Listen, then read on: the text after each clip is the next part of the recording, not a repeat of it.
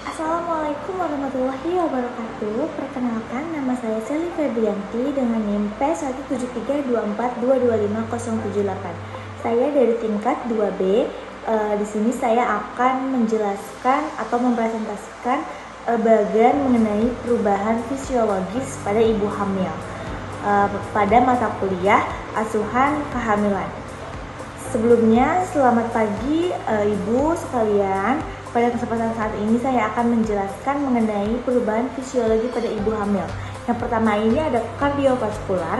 Nah, pada sistem kardiovaskular ini terjadi peningkatan volume darah, curah jantung, dan denyut jantung. Hal ini disebabkan oleh pengaruh hormon serta meningkatnya kebutuhan oksigen dan nutrisi ibu dan janin.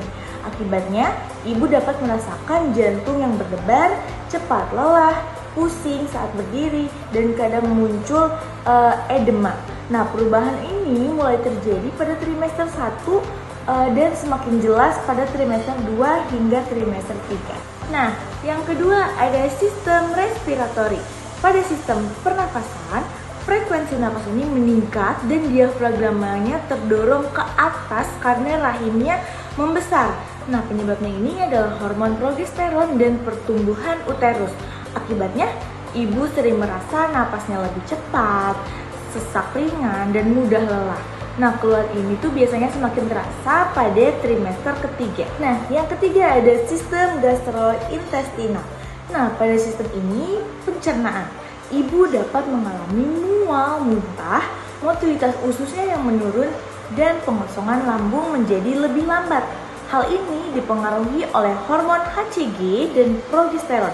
Keluhan ini yang sangat sering muncul adalah morning sickness, heartburn, dan kembung atau konstipasi. Nah, mual muntah yang paling sering terjadi pada trimester 1. Nah, yang keempat ada sistem urinarius. Pada sistem urinarius terjadi peningkatan fungsi ginjal dan frekuensi berkemih. Penyebabnya adalah meningkatnya aliran darah ke ginjal serta pembesaran rahim yang menekankan kandung kemih. Akibatnya, ibu lebih sering buang air kecil, terutama pada malam hari. Nah, keluhan ini tuh biasanya sering terjadi pada trimester ketiga. Nah, yang kelima ada sistem muskuloskeletal. Pada sistem muskuloskeletal ini, ligamen menjadi lebih longgar dan pusat gravitasi tubuhnya bergeser ke depan. Hal ini tuh dipengaruhi sama hormon relaksin dan pertambahan berat badan. Akibatnya, ibu dapat mengalami nyeri punggung, nyeri panggul, hingga kram kaki, dan mudah lelah. Keluhan ini tuh biasanya terjadi pada trimester ketiga. Ada yang keenam yaitu sistem endokrin. Nah, pada sistem endokrin ini terjadi peningkatan hormon kehamilan seperti hormon estrogen, progesteron, HCG, dan hormon prolaktin.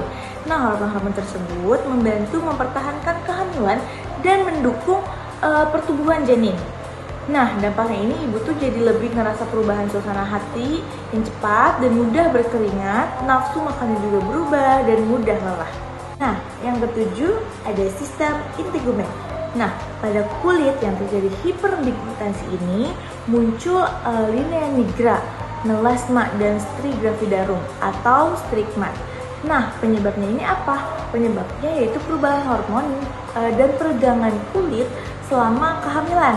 Nah, keluhan ini tuh biasanya dirasakan seperti kulitnya lebih sensitif, kulitnya kering, atau terasa gatal ringan atau menghitam. Yang kedelapan ada sistem reproduksi. Pada sistem reproduksi, rahim ini membesar sesuai usia kehamilan. Serviksnya melunak dan keputihan fisiologisnya meningkat. Nah, hal ini tuh terjadi karena pengaruh hormon estrogen dan progesteron. Akibatnya, ibu dapat merasakan rasa berat di perut bawah, keputihannya normal, dan nyeri ringan di area panggul. Yang terakhir, ada sistem hematologi. Nah, pada sistem hematologi ini terjadi peningkatan volume plasma, leukosit, dan faktor pembekuan darah. Perubahan ini merupakan adaptasi tubuh untuk memenuhi kebutuhan ibu dan si janinnya. Nah, dampaknya ini ibu dapat mengalami anemia fisiologis seperti mudah lelah dan resiko pembekuan darah yang meningkat. Nah, segitu saja penjelasan dari saya. Kesimpulannya, perubahan fisiologis pada ibu hamil itu merupakan proses adaptasi normal yang terjadi pada hampir seluruh sistem tubuh. Nah, perubahan ini tuh bertujuan untuk mendukung pertumbuhan dan perkembangan si janin. Meskipun sebagian besar bersifat normal, tetapi ibu harus tetap melakukan pemeriksaan kehamilan secara rutin agar perubahan fisiologis ini dapat dibedakan dengan kondisi yang berbahaya. Sekian presentasi dari saya. Terima kasih atas perhatian ibu dan teman-teman semua. Wassalamualaikum warahmatullahi wabarakatuh.